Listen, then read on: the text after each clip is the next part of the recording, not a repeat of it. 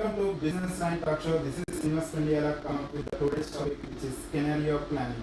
But before we dive into the topic, we should be thankful to the God that the COVID-19 pandemic has come to an end almost. But the impact that it is created on the human beings is profound and far-reaching.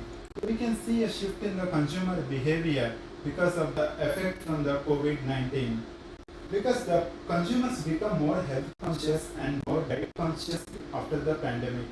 So with this shift in mind, we can say that some sectors are going to be affected because of this shift, especially the FMCG sector. That's why I have chosen the company from the FMCG sector which is market leader in this sector, which is none other than PT Unilever Indonesia. I think there is no need of introduction to this company because it is in the reach of every Indonesian. Because the products are well known to each and every Indonesian, like Bango and Pepsodent and Dove. These are we can find in each and every Indonesian house. Some of these products we can find.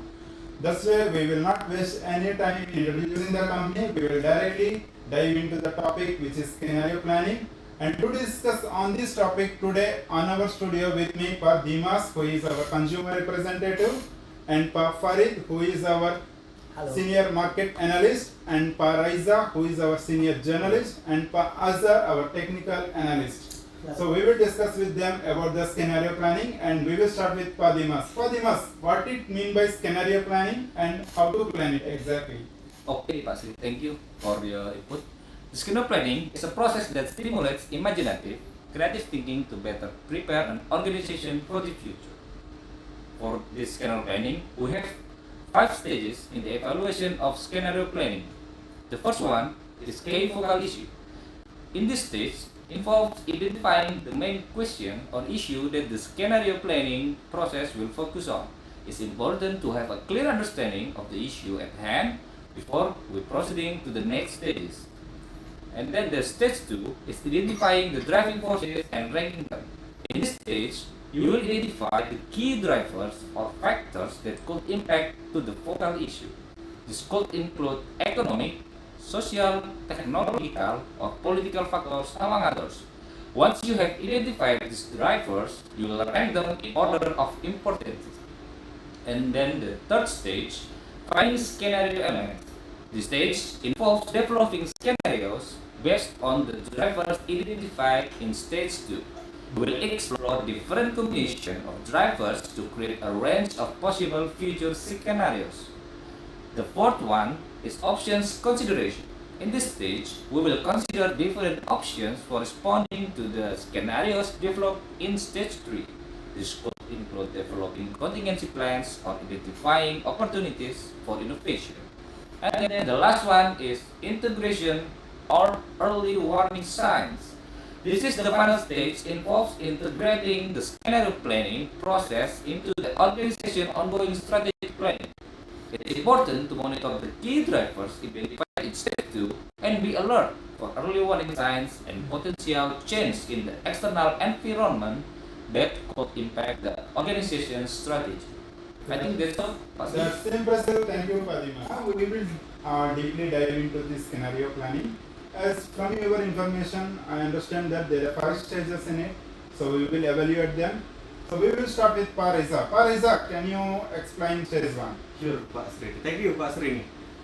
As we know, after COVID-19 pandemic, the changing consumer behavior in Indonesia will greatly impact the business of PT Unilever Indonesia. As the world recovers and adjusts to new normal, consumer priorities and preferences have significant shift. Health and hygiene consideration have become first priority. So, our key focal issue is how the changing of consumer behavior in Indonesia affect the business of PT Unilever Indonesia for the next 10 years. This one, Pak Sri. Thank you, Pa Raiza, for the deep explanation regarding this one. So now we will move to stage 2, which will be get to us by our technical analyst, Mr. Azhar. Thank you, Pak Srini. Yeah, so for the stage 2, we will identify the driving forces that can lead into this scenario that we will predict will happen for the next 10 years. So we have total 30 driving forces but then we group it into three categories. The first is organization, is the internal condition of the company itself. The second one, the market driven, and the third one, the circumstantial, where this is the very external factors. I will explain it one by one. For the stage 2 driving forces, the first group is organizations. So here we have 10 driving forces we already identified. So there are about strategic goals of Tata Unilever, there's a company culture, about the resources, leadership, supply chain, and many things about the internal condition in Tata Unilever. The second one is the market driven. So here we have also 10, number 11 until number 20.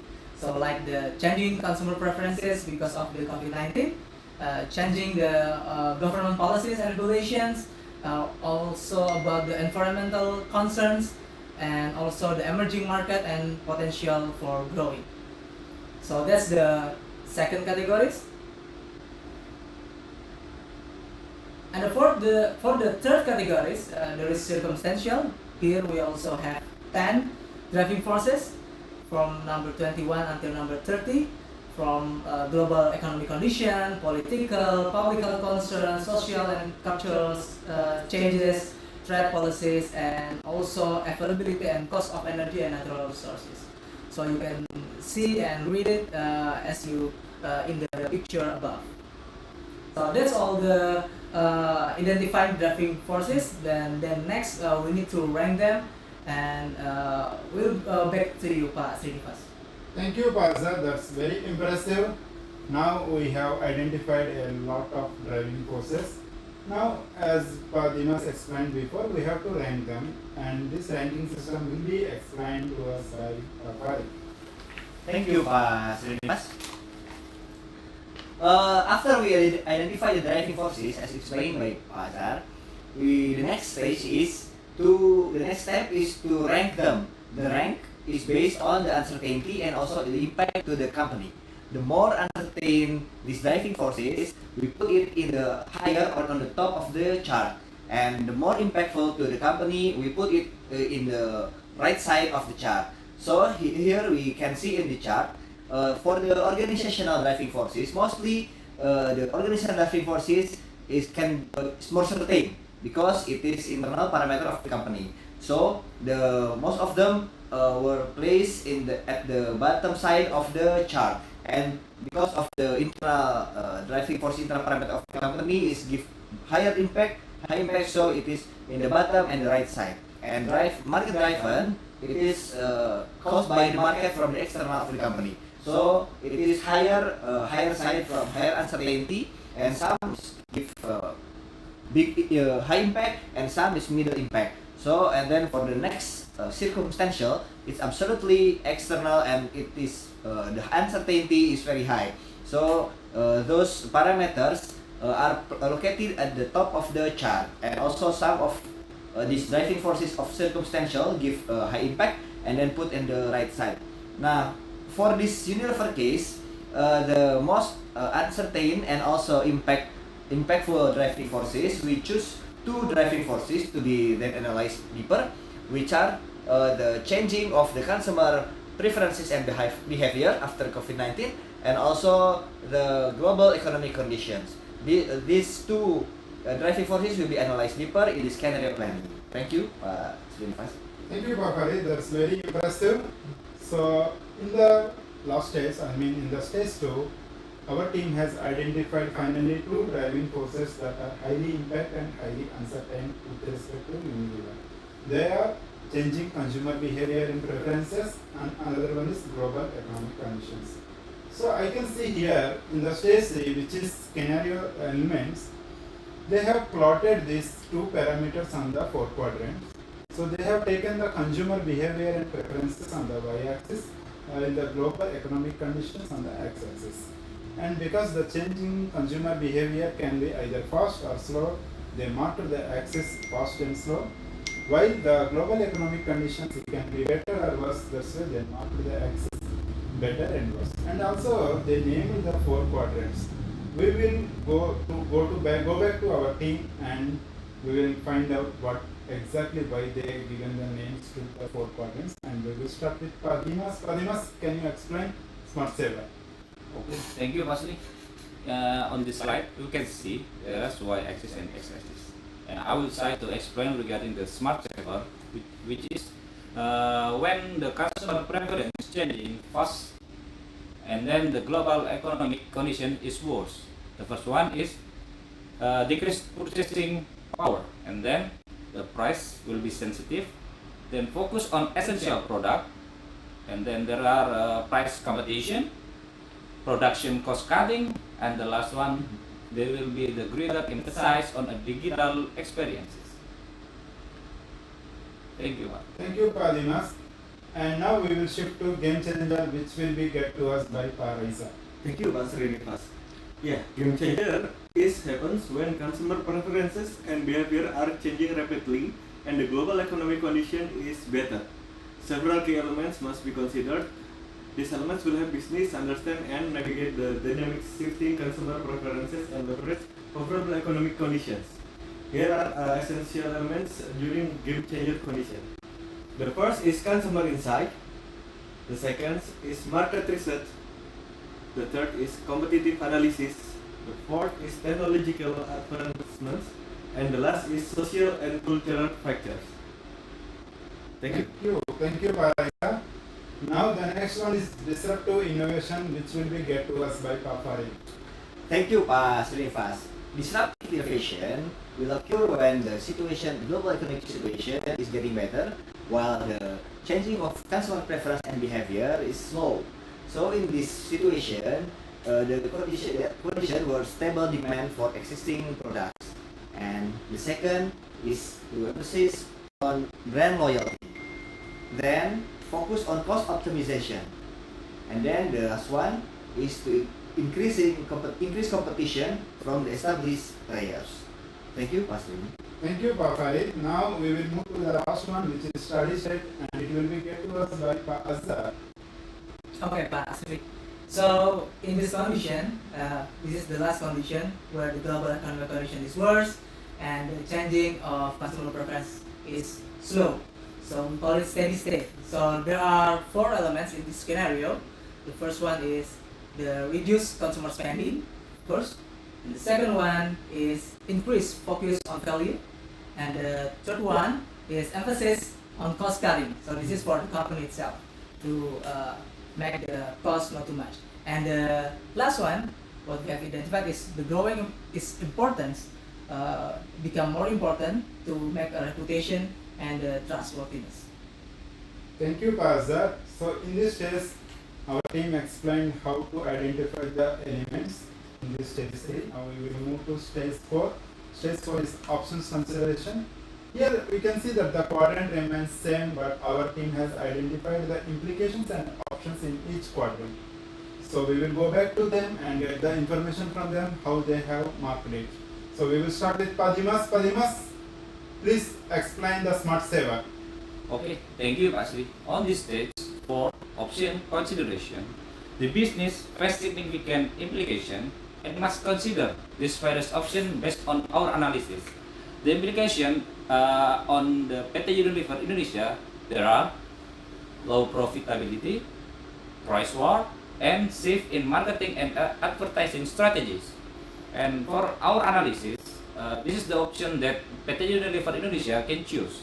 The first one is they will need to do market research, or maybe they can do cost efficiency, or blue ocean strategy, product innovation, digital transformation, and the last one is e-commerce platform. Thank you, Padimas. Now, Parisa, please continue game changer quadrant. Thank you, Pak Srinivas. In game changer condition, business face significant implication and must consider various options to leverage this situation. Here are implication and option to consider. The first implication is increased market opportunities. The second is innovation and adaptation. The third is upselling and cross-selling opportunities. The fourth, customer retention. Then the option that can done by PT Unilever is the first market expansion, the second is enhance marketing and branding, then data-driven insight, product development and innovation, and the last is customer engagement and personalization. Thank you, Pak Reza. Now it's up to you, Pak Farid, for disruptive innovation. Thank you, Pak Srini. So disruptive innovation, as I explained before, is the condition when the economic condition is getting better and the changing of customer preference and behavior is slow.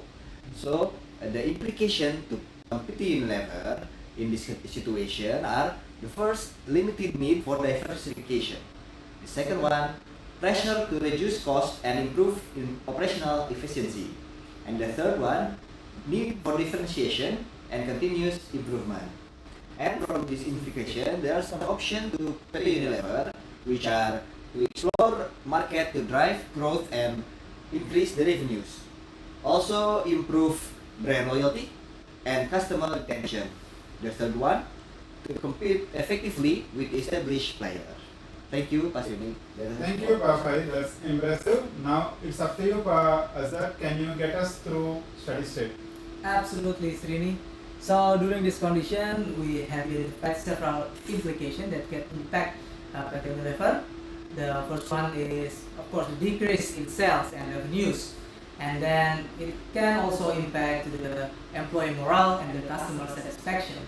And the third one is the reputation and trustworthiness of business will be affected. So with this implication, we also identify several options that can be done by the PT Unilever. The first one is they can adjust the pricing strategies. The second one, they can identify areas where costs can be reduced. And the third or the last one is they can prioritize transparency and ethical practices. Thank you, Pak Azhar. So that's the stage 4 for you. Now we will go to the stage 5, and stage 5 is about the integration. So here also the quadrant remains same. So we will go in the same pattern. So we will start with Padimas. Padimas, please explain Smart 7. Okay, Mas Lee. Based on the rapidly changing of consumer preference and the worse condition of global economy, this is four options that PT Unilever Indonesia should watch for. The first one is declining trends of company sales and revenue. And it will be decrease in consumer spending statistic, more merger, acquisition, or business closures. And the last one, higher gadget and social media usage. Okay, thank you, Pak Dimas. Pak Reza, please go through game changer. Yeah, thank you, Pak Srinivas. During this game changer condition, there are some early warning signs to consider by PT Unilever Indonesia. The first is rapid shift in market share. The second is social media trends and virality. The third is short product life cycles. And then next is unpredictable demand patterns. And the last is fast-paced adoption of new technologies. Okay, thank you, Pak Reza. So, Pak Farid, can you get us through disruptive innovation? Thank you, Pak Srini. In the disruption innovation situation, there are some early warning signs that can be used by PT Unilever, which are the first, vulnerable to shift in market trends, and the second one is difficult to maintain market share. The next is struggling to attract new customers or retain existing ones, and the last one is the limited ability to invest in growth initiatives. Thank you, Pak Sri. Thank you, Pak Farid. Pak Azhar, what are the early warning signs under steady state? Okay, during this condition, there are several indicators. The first one is the stagnant or declining the sales, and the second one, the economic downturn indicators. The third one is declining customer loyalty, and the fourth, increased price sensitivity, and the last, negative customer feedback or reviews. Thank you, guys. That's an impressive presentation. So I think this presentation will be helpful to PT Unilever Indonesia in preparing the scenario planning for the next 10 years. We should be thankful for our team. They have done the impressive work Thank you guys for your impressive work. And Thank that's you, the Pak. end of our show. You're welcome, Pak. Bye bye. Bye.